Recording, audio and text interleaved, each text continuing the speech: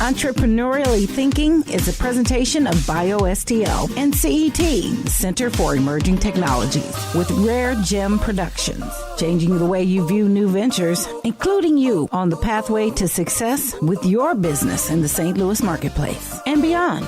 Here's your hosts, Cheryl and Christy. Now let's get thinking entrepreneurially. Welcome to the Entrepreneurially Thinking podcast. Our goal is to spark your entrepreneurial mindset and create pathways for business success in the St. Louis marketplace and beyond. I'm Christy Maxfield. And I'm Dr. Cheryl Watkins-Moore, the Director for Entrepreneurial Inclusion at BioStL. Hey, girl, how are you? I'm well. How are you doing? We are back again, guys. We are. We're finally getting some much-needed rain in the St. Louis area, but we are not letting monsoon season. It is, but it's only because we haven't had anything to really deal with other than bitter cold. So we are not letting the gray skies or the dampness get us down. We are back in the studio. Yes. We've got a wonderful guest for today and a complete lineup of new shows. So we hope you've been listening and catching all of our new guests. The more folks are tuning in, the greater the impact we have. So thank you to our founding sponsors, BioStL and CET, for the renewed and continuing support. Without them, we wouldn't be able to come to you on a regular basis. We also want to make sure that you've checked them out and know all the wonderful things they're doing. We're getting ready to start a Square One Ignite session. I was going to say, aren't you gearing up for that Square One Next Ignite? Monday night, I start my nights again. If you haven't signed up for that, guys, and we have an April session. If you haven't signed up for it, we have an April session. If you are trying to start a business, you need to be signing up for that Ignite class because it'll get you ready for the big Square One program in the fall. That it will. And we know that you've got lots rocking and rolling over at BioStL. Yes. And you have a regular newsletter so folks can stay in touch if they want to sign up for your inclusion newsletter or get on the general newsletter for BioStL and just keep abreast of everything that's going on there and rocking and rolling as well. So go ahead and share the episodes that you love. The only way we grow our listenership is if you help us share the love.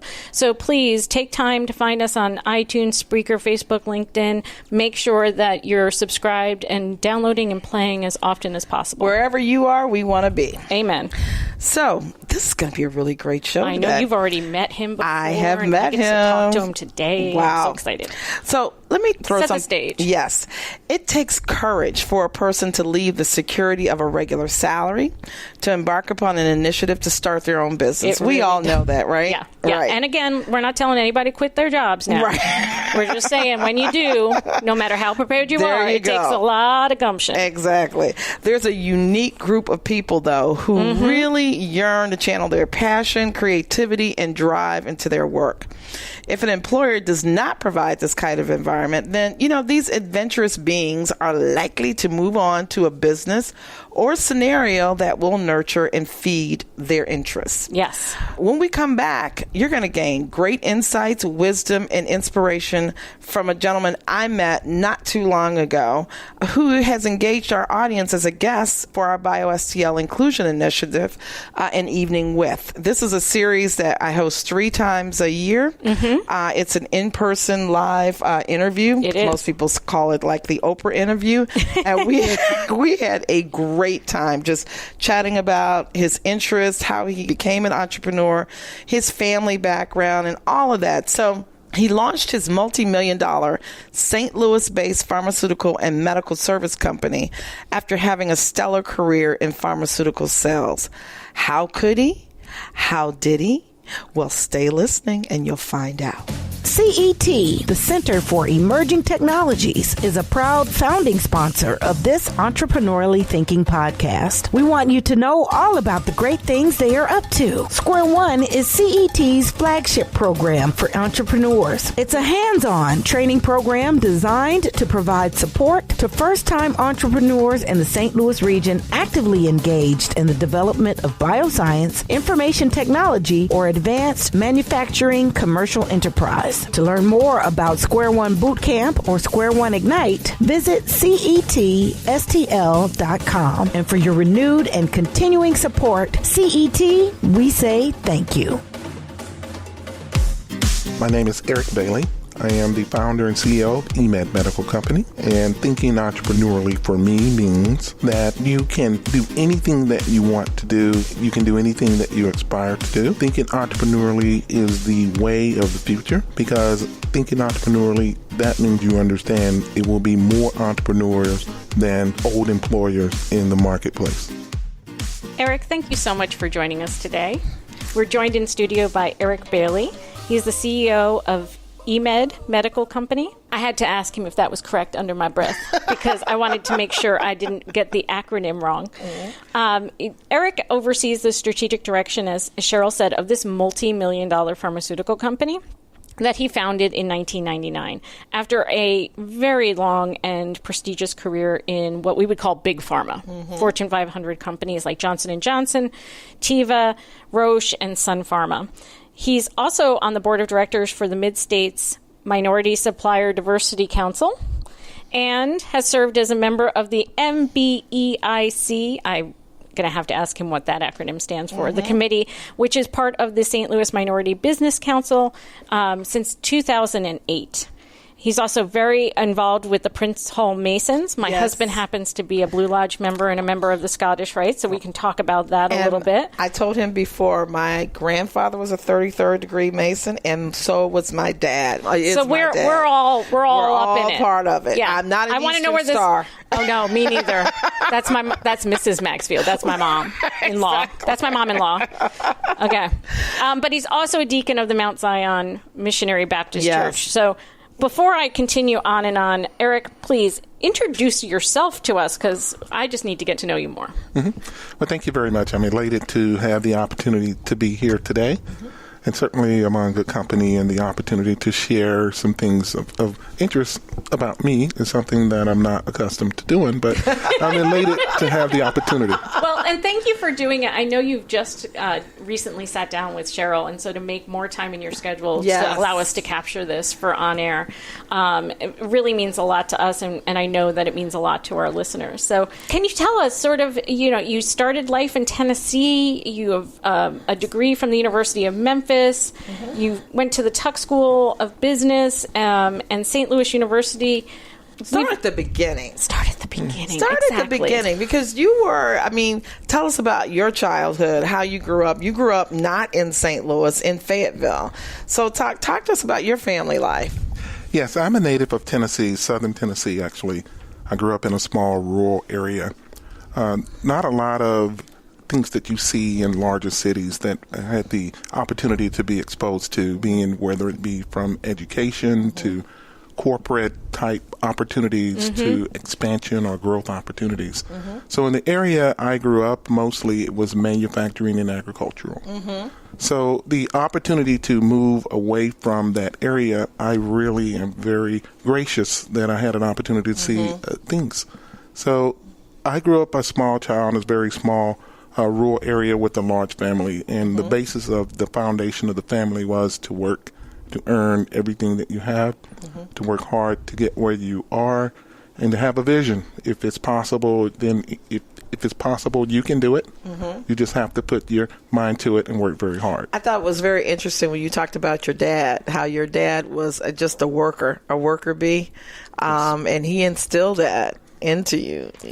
And that is so true. It took a long time. I think I was well into my 30s, actually, before I really realized the significance of what I observed growing up, and I thought that was normal. I never saw my dad without two jobs, and I didn't really understand why he was doing that. And then one day I did ask him, and he said, "It's for you," meaning me and my siblings. And it still didn't resonate until I was much older, probably into my 30s, and what that really meant. So I thought that was something normal, and I kind of grew up with that inside of me. You saw him in the household working. How many siblings did you have? I am the youngest of 7. Oh, okay. That's a big family. Yes. So when the opportunity to go to school in a larger city at the University of Memphis, it exposed me to a larger city. It exposed me to city elements, and it also exposed me to a diversity of individuals from all over the country. And it also showed me that it was more opportunities than what I was accustomed to seeing from my rural area. Sure. And among the diversification, I had tons of friends from all over the country, Chicago, Los Angeles, New York. And a landing pad was one of my best friends still today of 35 years was from Chicago. Oh, and that's where I'm from, of course. Of course. Oh, wow. So how did the rest of your siblings, they're all, did they all have the same idea? They wanted to get away, go to school, all of that? How did that work in your family? Yes, I think it fared very well. I think my older siblings was an inspiration for me that continuing education was something that I was supposed to do, and it just wasn't an option. So we are spread across the country and doing a variety of different things. My oldest brother's a doctorate in zoology, and currently he's retired and the pastor of a 500-member church. Wow. Sister that is procurement agent for Nissan Corporation. A sister in Cleveland, Ohio, a registered nurse. A brother with business owner in accounting. And then 2 sisters that are still local. Wow. So I know your mom and dad are very proud. Yes, I would think so. Yes. So you started out, you've got a friend of 35 years from Atlanta, not Atlanta, from Chicago. I don't know where I got Atlanta from. What's wrong with you? I don't know. I don't know what I was thinking. But you have these lifelong friends. You had this opportunity to see a whole world outside of where you grew up, and you ended up working in big pharma. That must have taken you a whole bunch of places you never thought possible. That is true. And I made reference to this one friend because when I went to Memphis, he called me green. I didn't even know what that meant. So if there's a spectrum, he was on one end of it and I was on the other. So he wasn't green, meaning he had been around the block a few times. He understood the way the world works, at least as much as one at, 18, 19 can? That's correct. Okay. He took you under his wing, right? So he had a lot of experience. Right. He was a hustler in college to the maximum. Okay. And I had no idea what he was all about. So, and I think a lot of his ways was something new for me, and watching him and understanding some of the things and the ways that I should not do it. But to get to your question, my school was more into the sales and marketing aspect of it. Okay. And most of what I was exposed to was the sales of commodities and capital type goods. Yep. And one day I got a call from the placement office from the university, and they said a small medical company like your resume and wanted to talk to you. Okay. And I had a little job at the time and was like, well, I'm really not interested. Well, maybe I'll go to get some additional interviewing experience. Of course. So I get there, and it's this international pharmaceutical company. Just a small one. They're only in half the countries of the world, not all of them. So it was an industry I didn't know anything about it. And it was the type of company I never knew anything about, and I had no clue what I got myself into. Yeah. You walked into this interview. Yes. So ultimately, they did extend an offer. And it just gave me just a wealth of knowledge, travel, exposure. And initially, traveling, I was a part of a hiring pool in Ohio, being Columbus, Ohio.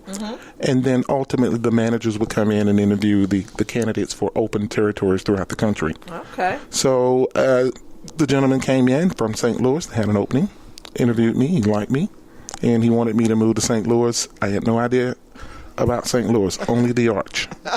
And I'm from New Jersey. All I knew was the Arch, too. Everything else was square states in the middle until I got here 12, 13 years ago. So I feel you. We're all transplants, right? And I have to tell you how I chose St. Louis. I didn't know anybody here.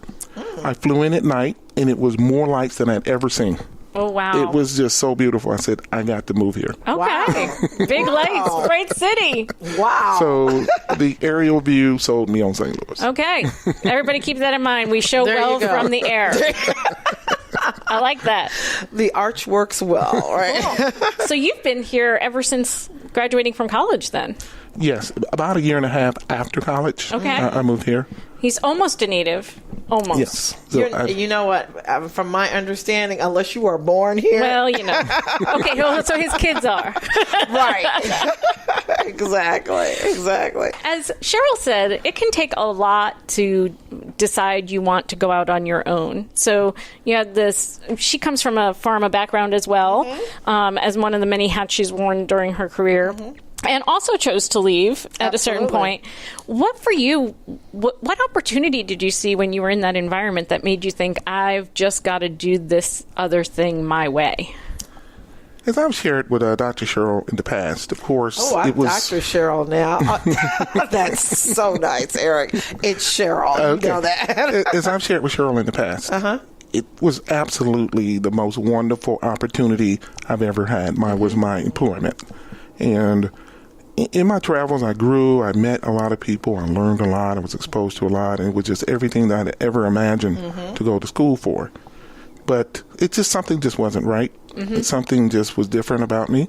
It seemed that my ideas and my ideologies and the things that I wanted to do was a little bit, it kind of outpaced the direction the company was going, and it definitely outpaced my superiors. Okay. And I think you left out a big chunk here because, Eric, knowing some of the things that you shared with us in college, you were a hustler. Yes. You created a lot of opportunity for yourself. So, the going to the 9 to 5 and having this strict employment was something a little bit different. Maybe you can talk to us about some of the opportunities that you created. Yeah. Yes, I will. And it wasn't by choice. It was because I had to. I wasn't fortunate enough to have the paying scholarships or the background for the financial background. So it was a necessity to find opportunities to support me in college. Sure. That's usually most entrepreneurs, right? Out of need. So, and it sort of started actually a little bit before college. In high school, I had some skill sets in electronics and installing stereos and doing other electrical things, and also tinting windows for cars. And we would have like beverage sales in high school. So then I referenced my friend again. He was such a hustler. And so we found ways to make additional revenues. We would buy tickets and sell them to concerts and basketball games. This is in college. This is in college. And that was actually how I met him. So he sold me a ticket, and it ended up everybody was among ex-girlfriends, ex-boyfriends, and everybody was sitting together and was mad the whole concert. That's what happens when you have a small customer base. That's right. But since then, we became roommates, and we were still salt and pepper. We were still positive and negative. We were still black and white. We were so different. Oh. So when we became roommates, we came up with the idea to start a tax business. Students, which I thought was that's the whole next leap. Yeah. I love it. Well, it was an opportunity where I couldn't get my taxes done. I couldn't afford to pay to get them done. I didn't know what was the best way. So we decided to do taxes immediately at our kitchen table in our rental house there while we were college students. Who does that? That's what I'm like. He does that. Obviously. People who go on to own multi-million-dollar companies do that. Exactly. But I'm saying the average college student is not the He had a need. block. He figured other people had a need. And he found a way to solve the need. That's amazing. So did you have accounting in your background? Did somebody have accounting? Well, he got... You and your friend. Well, my friend wasn't... His first job out of college was with the Internal Revenue Service. Okay. And so he was able to be introduced to at least the idea. And there you go. We knew enough to do the easy forms and things for college students. There you go. There you go. So needless to say, I did get the job that took me away. And right now, he's still busy today doing taxes from that start, 35 years later. Wow. So. Wow. I love that. It's a great story. Well, when we come back, we're going to talk more about what that arc looks like, you know, from hustling in college to, like I said, owning your own multi-million-dollar company. I see. You're so used to doing the easy 1040. Your taxes are not that easy anymore. Isn't it nice to have complicated taxes? Exactly. That's a sign of success. So we'll be back. BioStL is a proud founding sponsor of this entrepreneurially thinking podcast, and we want you to know all about the great things they are up to. BioStL fosters collaborative efforts to advance innovation and entrepreneurship that builds on St. Louis's world-class medical and plant biosciences. Their global STL initiative aims to build a direct link between St. Louis and other countries by recruiting high-growth international companies to establish a United States presence in St. Louis. You can learn more about BioStL and the Global STL Initiative by visiting biostl.org. And for your renewed and continuing support, BioStL, we say thank you. So from selling tickets to games and concerts to doing taxes on your kitchen table in your rental house to working for Big Pharma, you were outpacing folks, which is often what happens. We find ourselves in situations where we're moving faster than the company or the folks in the company are comfortable doing. What for you was really the characteristic of your mindset at that point, and what made you know you had to do something different? As rewarding as my employment was, it seemed that it was a lot of pressure to make me into something that I wasn't. Okay. I wanted to do things a little differently. Some things I saw were a little more relevant. There were customers that needs weren't being met.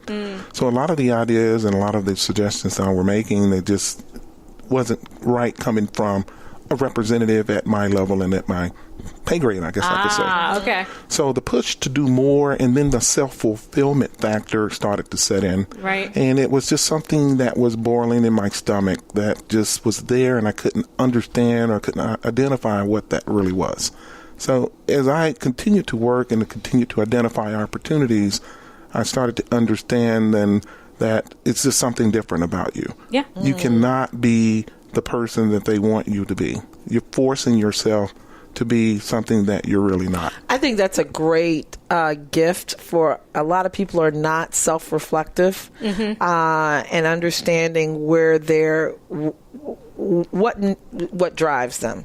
That's a great gift. I think that as I said, people don't have to say this is not for me. Yeah. So finding yourself in a place that wasn't quite working for you, but also in a place where you saw lots of opportunity, because we often tell entrepreneurs, I can go off and do something in technology, even though I'm not a tech person. But the odds are, unless I find the right partner, I'm not going to be terribly successful. But if I pay attention to my environment and the things I know best and the things I do all the time and can find opportunity there, chances are that's where my success as an entrepreneur is going to lie. So you found opportunity in the environment that you were in. So not only did you know that you weren't being fulfilled and you couldn't be this person that they wanted you to be, but that there were lots of opportunities right around you that you could take advantage of. What did it take to go from putting those two together? Because there's a big chasm of fear and money and uncertainty, all of that. How did that work for you?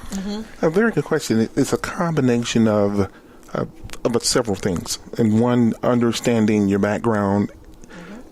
Whenever I saw my father work extra jobs along the way, it was always considered extra. And my mindset at that preliminary stage, at the very beginning, it was looked at as being extra, and the objective wasn't to be what my employers were. It was extra fulfillment in addition to. Wow. So you started doing this work while you were still employed. Yes, I was. Which is also what we recommend to entrepreneurs. So, So, yay! So I was employed dually about 3.5 years before I took a full focus on my current company. Okay. So you were able to find, even in this complex world of pharma where you might think it's all or nothing, a way to build a niche serving unmet customer needs while still maintaining your full-time gig.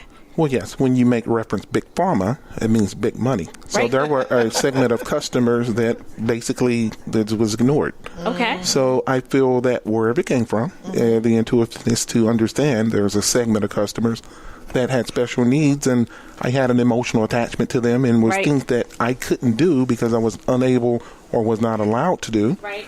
But I could do it with my own company. So how did you do that? I mean, that is really amazing. When you identified the opportunity with customers that were underserved, and did you start as a distributor of products for these particular customers? And that didn't, it obviously didn't interfere with what you're doing. Well, I'm thinking of, you're calling on, I would think it's not conflict of interest because you're calling on customers that pharma is ignoring, right? So you carved out your niche, basically. Well, something, Cheryl, that I really didn't get into the last time we talked was how much work it actually took and the magnitude of the commitment. I didn't really get into that. I think as I was critiqued a little bit after that, it made it seem like it was really easy, but it wasn't. So I had a span of about 10 years of 16 to 18 hours a day, including weekends. Wow. So it was enough knowledge at the infant stages to be dangerous, and it required a great deal of commitment to learn what I did not have. So with that, it was able to grow with customer segments one at a time. And when the customers that initially I started with, they were not the same customers I worked with. But the minute I decided to go full commitment to my business, it just opened up the whole world of opportunities for me. What was that? What was the swing factor? I mean, what made you say, okay, I'm quitting this job, I'm done with it, I'm going full time. Yeah, full time ahead, what I'm doing. Because at that point in time, I was a consultant for Sun Pharma, and that job became a liability. My business outpaced my employment. There you go. You heard this from him. Well, it's evidence-based decision-making, right? When the evidence showed you that you had to, that the one clearly was going to outpace the other, there really was no decision to make other than to go with the company. Well, it really was.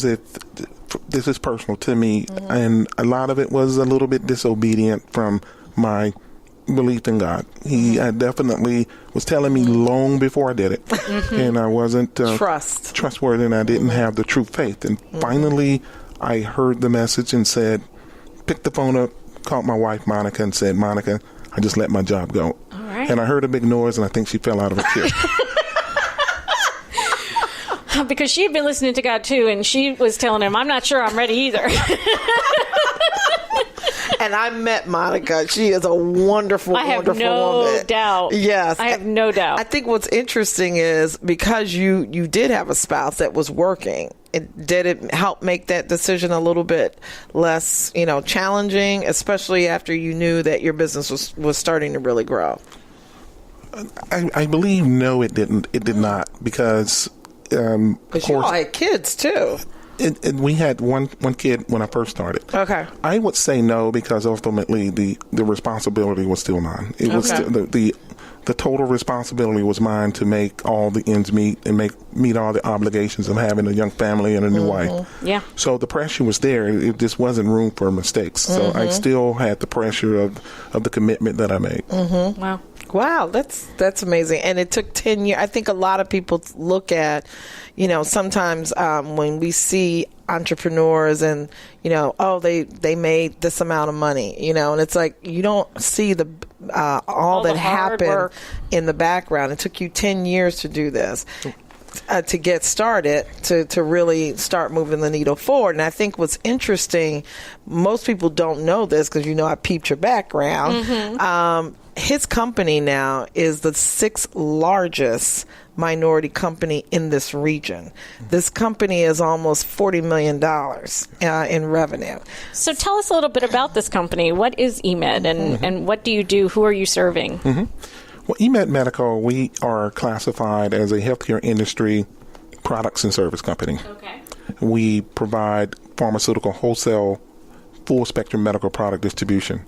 In addition to that, we do specialty pharmacy distribution at the specialty level, long-term care, and retail dispensing. In addition to that, we are a contract provider for the state of Missouri for durable medical equipment. Wow. Okay. Well, that's quite a expansive. As you said earlier, you built the company one customer segment at a time. Yes. So it's not like you were doing all of that right out of the box. No, absolutely not. It was a devised plan to evolve vertically. To evolve vertically was a devised plan for me to create a company that could bring more value to my customer segment. An example would be initially, 19 years ago, we were just a pharmaceutical wholesale company. So pressure from our customers was asking for additional medical-related products in addition to the pharmaceutical products. So that pressure forced me to evolve vertically into the medical product side. Do you find now that you have any of those same feelings or drive that you had 19 years ago to continue to push the envelope, or does the company continue to evolve fast enough so that you don't feel like your ideas are being outpaced by? No, I still feel the same way I felt 19 years ago, because I still feel like it's a lot of work still to be done, and you never really feel secure in terms of meeting the pinnacle. And now the responsibilities are even far greater than they were 19 years ago. I have employees with families and kids going to school and cars and mortgages. So it's still motivating for me to make certain that I do not falter to keep that going for them as well. So who helps you? I mean, because we always look at, and we talked about this before, mentors are really important.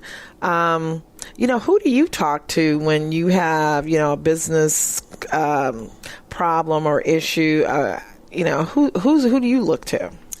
A very good question, and I've thought about the way I had the opportunity to address that before. Believe it or not, a company of my size and the magnitude of the size of my company, I do not have a board of directors. It's still just me making decisions and figuring out what's best for the company. I do have close friends. We do case study discussion. Oh, nice. I run my business based on case studies. Great. And the case studies for mistakes from other companies, things they did well, things they did wrong, typically applies to me. So it's a template-based decision-making process that I apply to make the decisions for my company. That's great. I mean, when I was at Merck, that's exactly what I did with my team.